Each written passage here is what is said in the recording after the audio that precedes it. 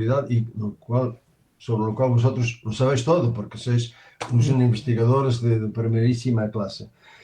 Por casualidad, acabo de salir una noticia que es fundamental en todo este tema, ¿no? Quizás podemos empezar por ahí, que nos podéis decir cómo habéis recibido esta noticia que publica El País y, en fin, qué podemos esperar de esta noticia. Bueno,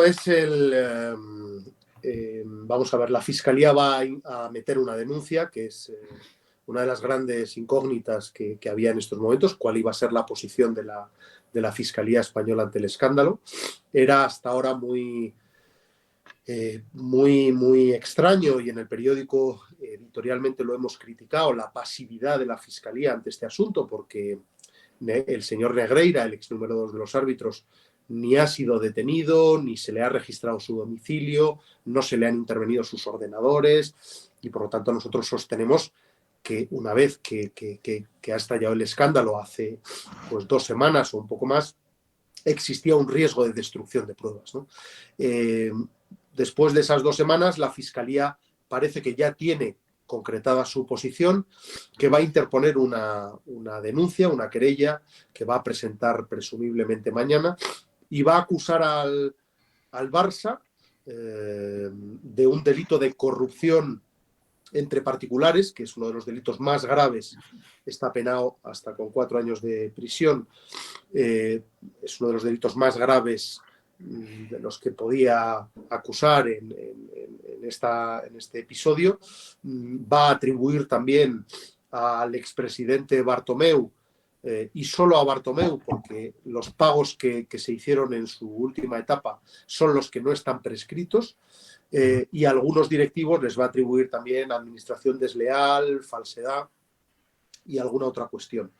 Bueno, esto va a ser muy importante porque la Fiscalía sostiene que todos los presidentes desde al menos el año 2001 del Fútbol Club Barcelona, es decir, Joan Gaspar, Joan Laporta, Sandro Rosell, Bartomeu, tuvieron contratado literalmente, realizaron pagos al número 2 de los árbitros españoles, siendo número 2 de los árbitros, es decir, estando en vigor en su cargo. Eso es una conducta extraordinariamente grave y que hace que este caso sea el mayor escándalo de la historia del fútbol español, sin lugar a dudas. Una cosa, Esteban, el número 1 que era Sánchez Arminio. Correcto, Sánchez Arminio. Vale. Es decir, Negreira era la mano derecha de... Vicepresidente, y Sánchez Arminio presidente del Comité Técnico de Árbitros. Yo sé que Sánchez Arminio estaba muy vinculado con la federación, estaban bastante metido, porque yo le veía muchas veces. Aquí hay un elemento que es decir, la realidad supera la ficción. Hay una cosa que es increíble, ¿no? Cómo el número 2 de los árbitros, estando en activo, pudo cobrar del Barça y pudo hacerlo además con facturas, con una sociedad en la que aparece él, con nombre y apellidos, ¿no? Es decir, parece absolutamente increíble que el Barça en diferentes épocas, el Fútbol Club Barcelona es una gran entidad que tiene departamentos de compliance, departamento jurídico, en fin, es una entidad que ha venido facturando 1.000 millones de euros al año, que no haya cortado ese tipo de pagos prácticamente en 20 años. Es algo absolutamente inconcebible, ¿no?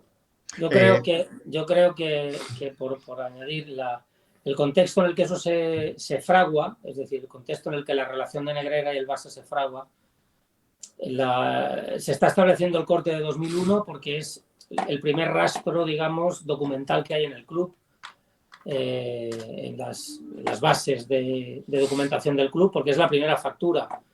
Pero bueno, todo apunta a que esa relación se inició antes, en la etapa de José Luis Núñez como presidente, que fue un presidente para el Barça fundamental en una época en la que lo reconstruyó, fichó a Cruyff, se ganó la primera Copa de Europa, el Dream Team, en fin, todo eso que ya conocemos. Fue un poco lo que al Madrid ha sido Florentino Pérez, en otra época fue Núñez al Barcelona, ¿no? Pero Núñez era un personaje que vivía obsesionado porque el Madrid decía él, había tenido muchos favores arbitrales en la última época de la dictadura, del franquismo, entonces esta manera de pensar estaba muy integrada en el barcelonismo y en su presidente, y estaba obsesionado con compensar eso. Yo creo que en ese contexto de obsesión aparece Negreira, que era alguien del estamento arbitral, que además es catalán, que conoce bien casi esa patología, se aprovecha de esa situación y eso se acaba convirtiendo en sistémico, porque realmente casi todos los presidentes del Barça que vienen después son del mismo pensamiento, y es que los árbitros han favorecido tradicionalmente al Madrid y que eso había que compensarlo. Ese comportamiento, ya digo, psicológico, es el único que puede explicar lo que ha dicho Esteban, que una organización ya con tantos mecanismos de control, tan auditada por decenas de auditores cada año, controles económicos de la liga, servicios de compliance, pues acaba manteniendo una relación que nos parece hoy día casi de una España ya superada hace muchos años. Carpetobetónica. Casi. ¿Esta denuncia de la Fiscalía implicará solo a personas o también puede haber consecuencias, esta denuncia concreta, para el club? No, va a ir dirigida presumiblemente contra el Barça como persona jurídica. Entonces va a tener consecuencias contra el club. Hay una cosa importante, que es que aunque hay periodos que están prescritos, pero la Fiscalía va a sostener que el Barça corrompió al número 2 de los árbitros, entre otras cuestiones, en la primera etapa de Laporta. Es decir, va a acusar de corrupción al actual presidente del Fútbol Club Barcelona. Y otro elemento importante es que no existe en la base de datos del Fútbol Club Barcelona, porque no existían, ningún informe que soportara, que respaldara los pagos a Negreira. Es decir, Negreira cobraba directamente. En negro. No, lo hacía con factura, lo cual es todavía más, es todo alucinante, ¿no? Es un soborno, pero lo cobraba con factura, pero no presentaba ningún informe, ningún documento que pueda justificar que realizaba algún servicio, aunque lo hubiera realizado, es igualmente incompatible. Sí, cuando lo que preguntabais, ¿qué le puede pasar al Barça? Exacto. Si es acusado y evidentemente se demostrara esta corrupción entre particulares, que no va a ser fácil, porque queda por demostrar el segundo trayecto de toda esta... Hasta ahora sabemos que el Barça comete el pecado original y paga a los árbitros. Lo que no sabemos es lo que este señor, Enrique Negreira, hacía con ese dinero cuando lo retiraba. Esto es lo que corresponderá ahora a la investigación y habrá de determinar si verdaderamente puede, digamos, demostrar el delito de corrupción entre particulares. Pero si lo llegara a demostrar, ¿qué puede pasarle a una persona jurídica, es decir, al Barça? Digamos, la administración penal, es decir, la justicia penal, no puede defenderlo. No decide sobre descensos y ascensos de los clubes. Esto es en la administración y la vía deportiva, que en teoría está prescrita, ¿no? Pero ¿qué puede hacer la vía penal con respecto a una sociedad? La puede suspender de actividad. Y esto es muy peligroso. Es decir, yo no puedo descender al Barça a segunda, pero puedo determinar que esta sociedad se suspenda de actividad durante un periodo X, 6 meses hasta 3 años. Con lo cual esto podría dejar sin competir al Barça. Esto es lo mismo que pidió ya la Fiscalía en el caso Neymar, que luego finalmente se acabó pactando y no hubo condena para la persona jurídica, en este caso para el Barcelona. Pero este es el riesgo que tendría ahora mismo, que podría tener el Barça. Las condenas a las personas jurídicas son nuevas, bueno, relativamente nuevas en el Código Penal español, desde 2010 más o menos. Y posteriormente se incluyó también el delito de fraude deportivo en el Código Penal español, que es a lo que se va a agarrar la Fiscalía para tirar adelante. Pero ya digo, la Fiscalía no puede decidir al final. El Barcelona baja segunda.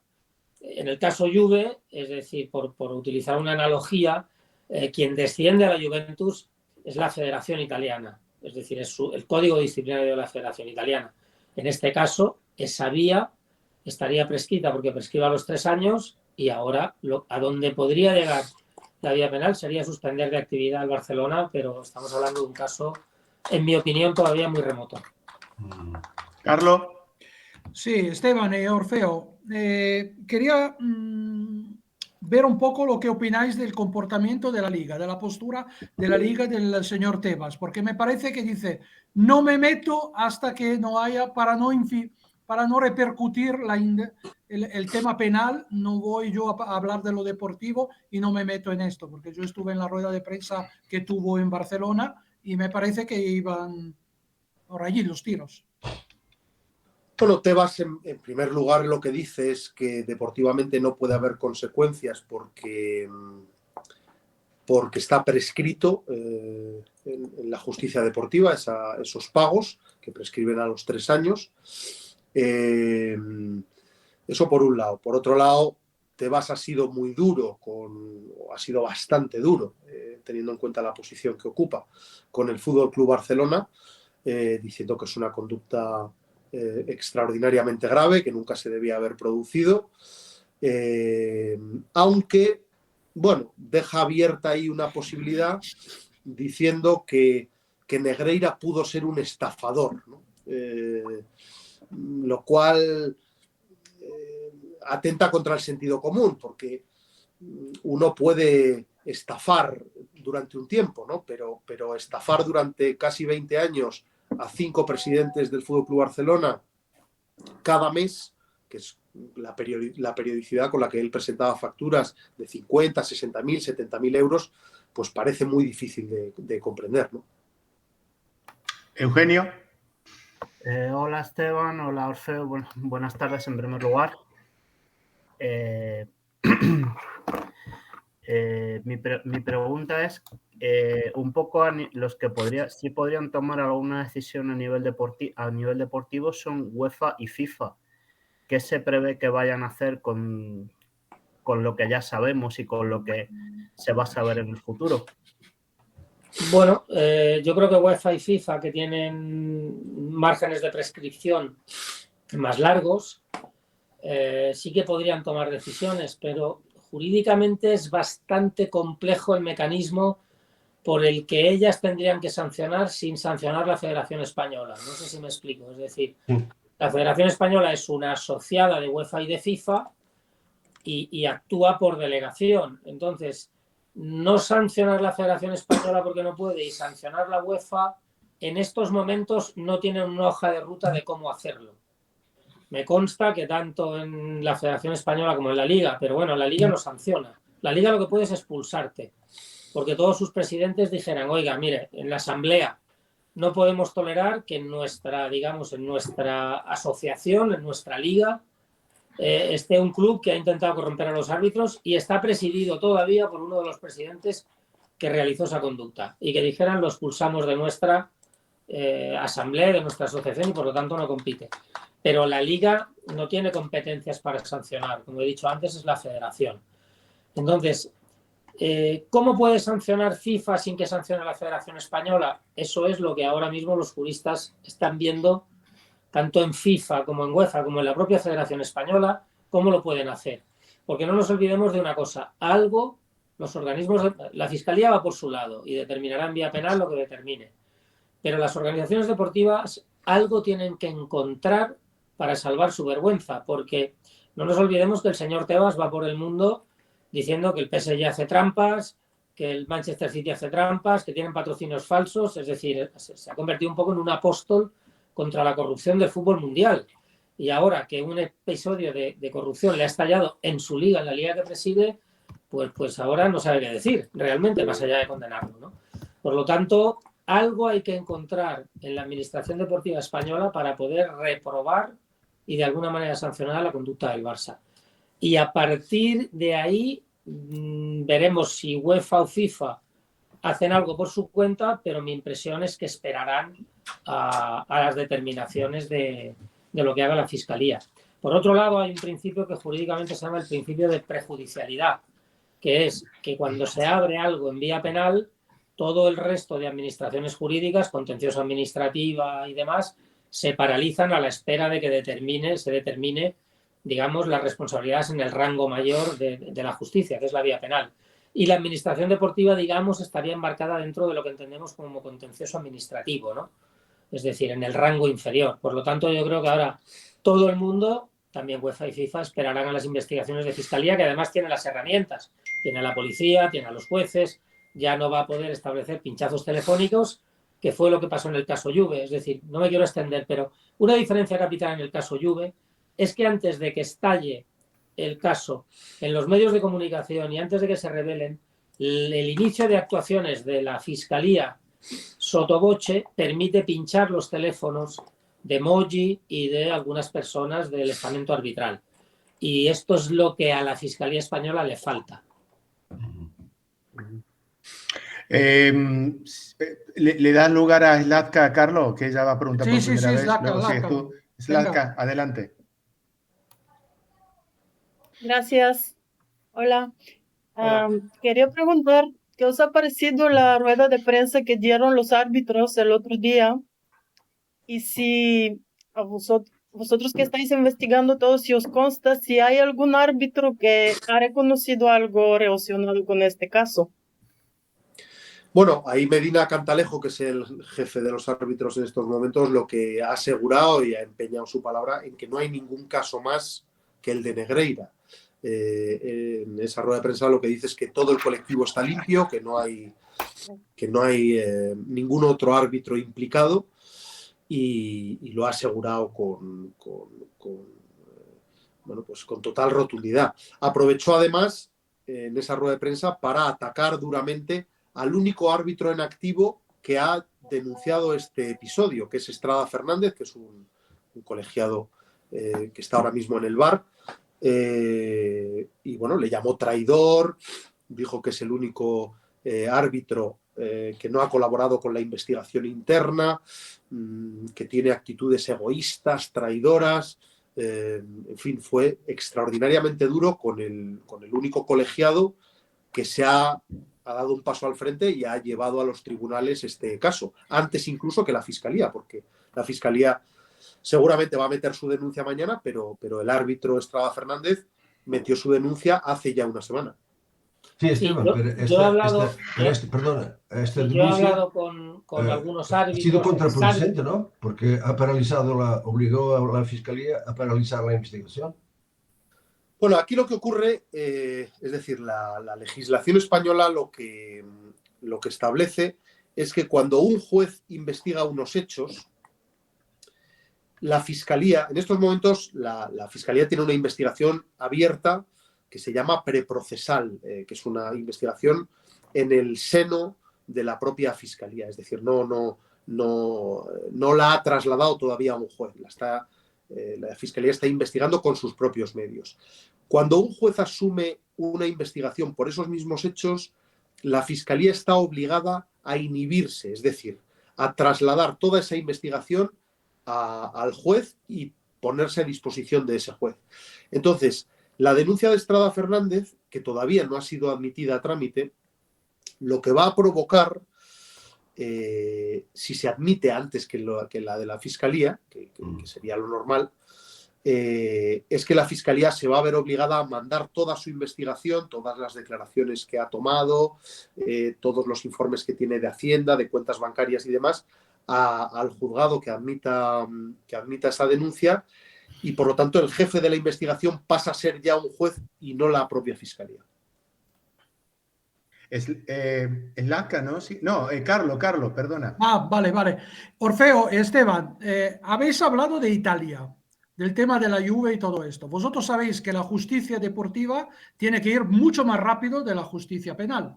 Por esto que le han quitado los 15 puntos a la Juve, porque han dicho, bueno, ahora están apelando al CONI, al Comité Olímpico Nacional Italiano y todo esto, pero solo una parte, o sea, le han quitado los 15 puntos solo para las plusvalías. Falta toda la parte de los salarios que habían prometido a los jugadores y a Ronaldo y a Dybala de volverlos a dar después del COVID y todo esto. O sea, falta solo esto.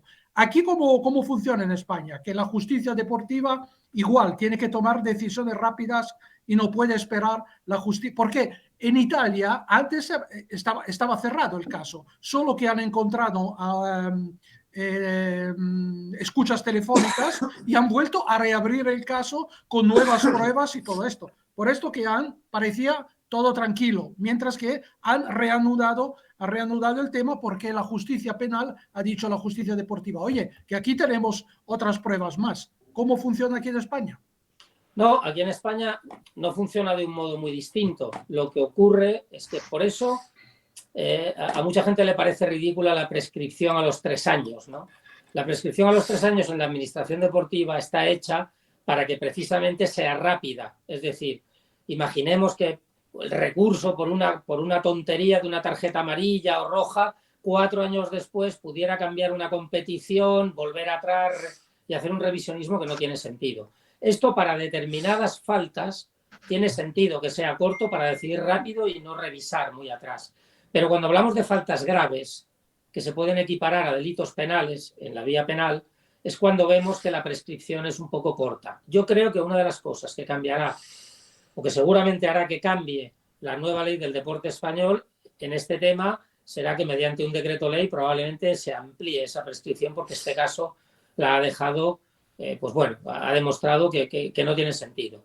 Aquí funciona igual que en Italia. En Italia, de hecho, a la Juve se la desciende, creo que es en 2006, por hechos de la Liga de 2004-2005, es decir, que muy rápidamente atrás. Aquí, ¿qué ha ocurrido? Que esta, digamos, conducta delictiva y sistémica, pues se ha descubierto 20 años después.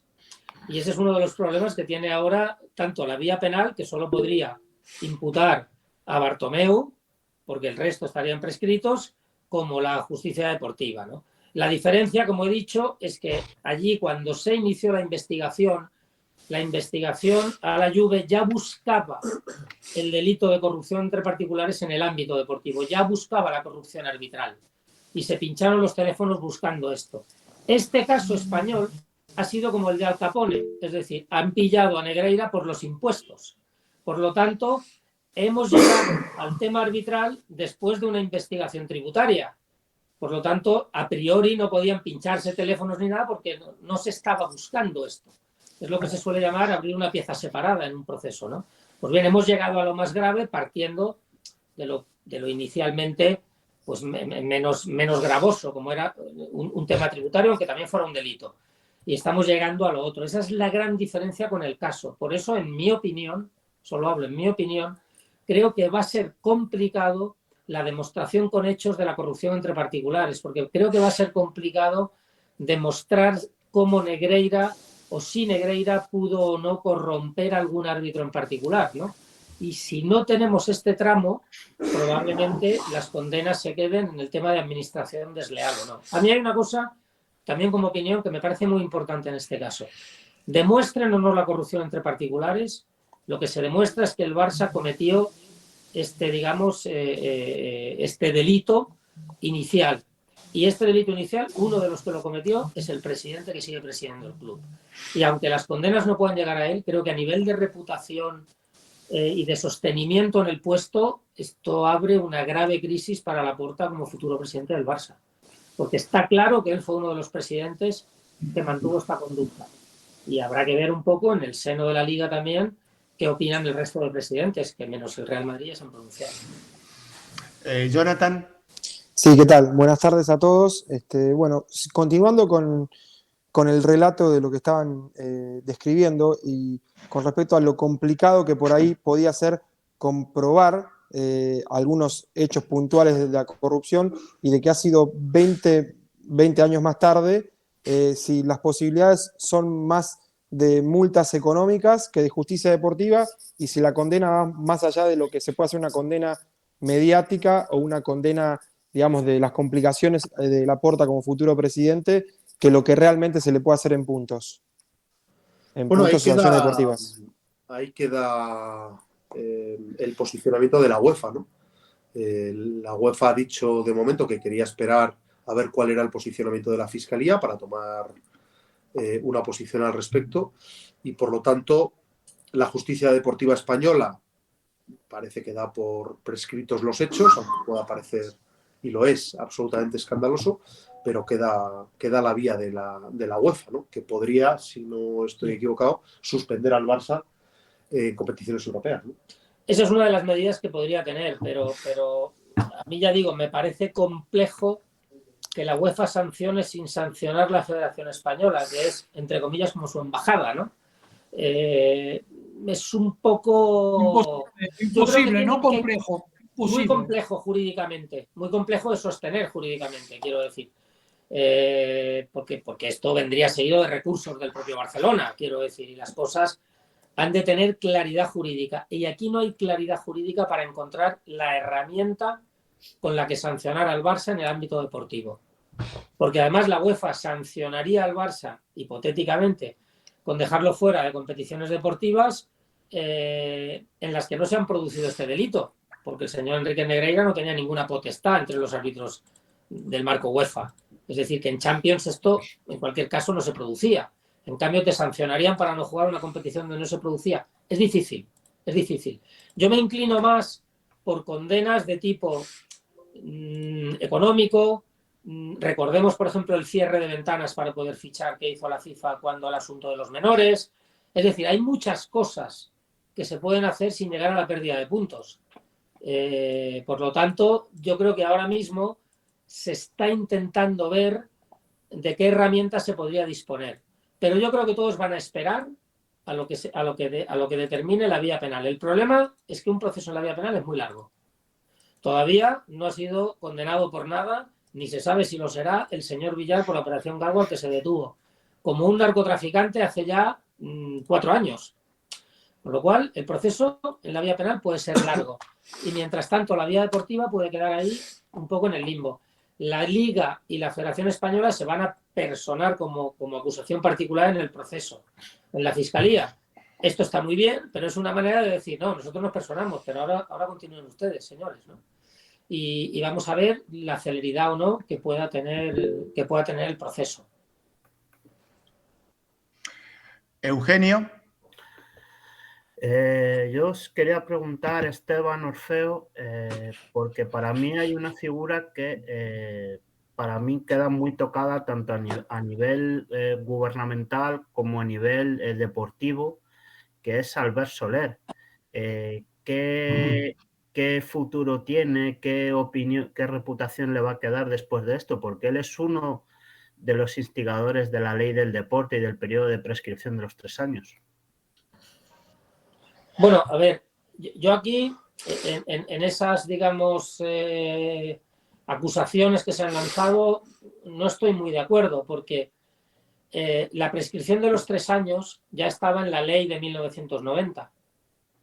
Y en la ley, en la nueva ley, no se toca. Quiero decir, él no la bajó, al contrario, para las faltas leves, que todavía en los márgenes de prescripción más bajos, la aumentó. Con lo cual, yo creo que ha habido un error en algunos medios que han relacionado su presencia en el Consejo Superior de Deportes después de estar en el Barcelona, en el sentido de decir, ya conocía que esto iba a llegar y bajó el periodo de prescripción. No se movió el periodo de prescripción. No solo eso, sino que no fue objeto de ninguna de las innumerables enmiendas que se pusieron en el Congreso al anteproyecto de ley y luego al proyecto de ley. Es decir, antes de la ley aprobarse hubo numerosísimas enmiendas y las peleas entre la Liga, la Federación, el Real Madrid, y de esto nadie habló. Como no habló nadie hasta el final del tema de las comisiones a raíz de la Supercopa y la comisión de Piqué, que luego se incluyó en el último momento, pero de la prescripción nadie habló. Pasó desapercibida, en mi opinión, y realmente fue un error, pero yo creo que en este caso pues el porcentaje de error de Albert Soler, en cualquier caso, el mismo que de todos los demás que intervinieron ya sea por hacerla o por enmendarla o por lo que fuera, ¿no? A partir de ahí, el señor Albert Soler ocupó un cargo ejecutivo en el Barcelona. Nosotros le hemos preguntado, evidentemente, porque es nuestra obligación, cuál era su papel, y él nos ha dicho que su único papel era, digamos, recibir informes que en aquella época realizaba el hijo de Negreira, porque hemos de recordar que Javier Negreira fue contratado con posterioridad a través de otra empresa para realizar informes. Y estos son los únicos informes que verdaderamente se realizaban. Y informes que llegaban al despacho del señor Albert Soler, según él nos ha contado, y él les daba curso para que llegaran al staff técnico del club. A partir de aquí ya el resto solo tendrá que preguntar Fiscalía porque entendemos que volverá a ser citado. Gracias por sacarme del error, Esteban. Señores, nos quedan 10 minutos. Yo tengo una Así pregunta. que aprovechar. ¿Puedo? Hemos hablado Adelante. mucho. Esteban, tú hablaste de cómo podría ser la sanción aplicable según el Código Penal, pero que la corrupción es una corrupción continuada, o sea, que agrava más todavía la situación. ¿Cuál podría ser o cuál es la pena que está prevista en el Código Penal para esto? Bueno, son penas, yo creo que corrupción entre particulares me parece que asciende a 4 años de prisión. Bueno, con los otros delitos, pues al final del proceso se va a poder formular una acusación contra Bartomeu y contra los directivos a los que dirija la denuncia a la Fiscalía de penas que puedan conllevar el ingreso en prisión. Es decir, este asunto para el expresidente del Barça, Bartomeu, le puede costar la cárcel. Eso no es ninguna exageración. Por lo tanto, no es ninguna broma. Aquí en España se habla mucho, sobre todo en la política, ¿no? Se intenta diferenciar entre las responsabilidades penales y las responsabilidades políticas, que eso en el fútbol no existe. Pero ningún alto cargo político en España sobreviviría en su cargo si la Fiscalía le acusa, aunque estén prescritos los delitos, de haber corrompido, de haber sobornado al número 2 de los árbitros. Es decir, el mundo del fútbol en España todavía vive en un universo paralelo en el que los estándares éticos y morales son completamente diferentes. Pero, bueno, en España estamos viviendo cosas muy alucinantes en los últimos tiempos. Están excarcelando a cientos de violadores y la ministra que ha hecho esa ley fallida sigue en su puesto. Pero en condiciones normales sería muy difícil que un ministro, que un alto cargo público sobreviviera y no tuviera que dimitir a una acusación como la que va a formular de manera inminente la Fiscalía contra el último presidente, pero dejando constancia de que Laporta, por ejemplo, en su época pagó a Enríquez Negreira. Y hay un elemento importante en referencia a lo que comentábamos antes de la rueda de prensa de Tebas. Tebas dijo el otro día que si Laporta no explica, no justifica debidamente los pagos que en su época hizo al número 2 de los árbitros, debe dimitir. Bueno, eso es un callejón sin salida, porque Laporta no va a poder dar ninguna explicación porque no hay ningún informe, no hay ningún documento, eran todo supuestas asesorías verbales. Por lo tanto, se da una situación extraordinariamente grave y llamativa. Es decir, el presidente de la competición dice que el presidente del Barça tiene que dimitir porque no ha explicado toda esta historia. Sí, ¿a qué se debe este silencio del Barça? Porque no dice nada. Bueno, el Barça lo que dice es que ha abierto una investigación interna y que dará a conocer los resultados de la investigación interna próximamente. Sea como fuere, no hay informes de Negreira, padre. Lo único que va a poder sostener el Barça es que le pagaba por asesorías, por trabajos o consejos verbales y poco más. Pero en todo este escándalo hay un punto de inflexión que eleva hasta el infinito la gravedad del caso, que son los 2 burofaxes que manda Enríquez Negreira al FC Barcelona cuando el Barça le deja de pagar, que hemos publicado en El Mundo hace unos días. Cuando el Barça deja de pagar a Enríquez Negreira, que casualmente coincide en el tiempo con el momento en el que Enríquez Negreira deja de ser vicepresidente de los árbitros españoles, Negreira manda 2 burofaxes, 2 cartas certificadas al Barça, en las que amenaza directamente al club y dice: si no me seguís pagando voy a tirar de la manta y voy a destapar que he venido cobrando por favores y confidencias. Es decir, el propio protagonista de esta historia reconoce por escrito que ha prestado servicios ilegales y que ha actuado de manera irregular mientras estaba en nómina del Fútbol Club Barcelona. A la última, Esteban, perdón. No, que nos antes quedan se me 4 olvide. minutos. Sí. 4 minutos se nos va a Esteban, cortar, así podemos despedir bien. vosotros que sois investigadores, ¿vais a seguir investigando? ¿Hay cosas que todavía no han aparecido y que van a aparecer? Yo creo que, vamos a ver, yo creo que para llevar 2 semanas solo de escándalo tenemos ya muchos elementos encima de la mesa, ¿no? Y yo le doy mucha importancia a los burofaxes, porque en este tipo de casos lo más difícil es acreditar precisamente el pago por favores y confidencias, que es lo que el propio Negreira admite por escrito. Porque, bueno, lo normal pues sería que Negreira dijera, no, yo hice unos informes arbitrales, el Barça 3/4 de lo mismo y tal. Pero aquí ya tenemos 2 documentos donde admite que se pagó a cambio de actuaciones, irregularidades, de favores, obviamente en el marco de su relación con los árbitros. ¿Qué queda por saber? Queda por saber qué hizo Negreira con el dinero. Negreira cobró 7 millones de euros aproximadamente y no tiene patrimonio, no tiene bienes a su nombre, lleva una vida extraordinariamente austera y por lo tanto es un misterio qué ha pasado con ese dinero que por otra parte Negreira sacaba periódicamente en efectivo en grandes cantidades de sus cuentas bancarias. Y queda por saber, que es lo más complicado, qué gestiones hizo Negreira directamente con determinados colegiados o árbitros que arbitraron al Fútbol Club Barcelona. Sí, en mi opinión, Manuel, es decir, Negreira es el gran personaje oscuro y siniestro ahora a investigar. Ya sabemos lo que hizo el Barça. Ya sabemos lo que hizo. Ahora todavía no sabemos cuántas cosas o no hizo Negreira y su entorno. Y ese me parece el gran objetivo de investigación. Nosotros estaremos en ello y supongo que muchas más personas, claro. Manuel, despide porque, perdona, Eugenio, no te puedo dar porque se va a cortar en la respuesta. Así que... Es que se me había olvidado el tema de cómo queda España en la candidatura del Mundial 2030. Pues afectada. Buena afectada. pregunta. Yo creo que queda afectada. Si yo fuera rival de la candidatura española, recordaría que es un fútbol en el que ha estallado un caso de corrupción y al que no se le ha puesto, por lo menos todavía, contra el que no se ha atajado convenientemente. Bueno, pues antes que se corte, pues yo quería agradecerles a los dos. Ha sido una sesión informativa magnífica. Sois 2 cracks de la información. Muchas gracias. A ti, Esteban, te veo mucho en la televisión, ¿eh? Siempre estás ahí. Oye, muchas gracias a vosotros y especialmente a Manuel. Ha sido un honor teneros, ¿eh? Y toda esta el honor es información, nuestro pues, y nos tenéis a vuestra disposición para lo que necesitéis. Vale.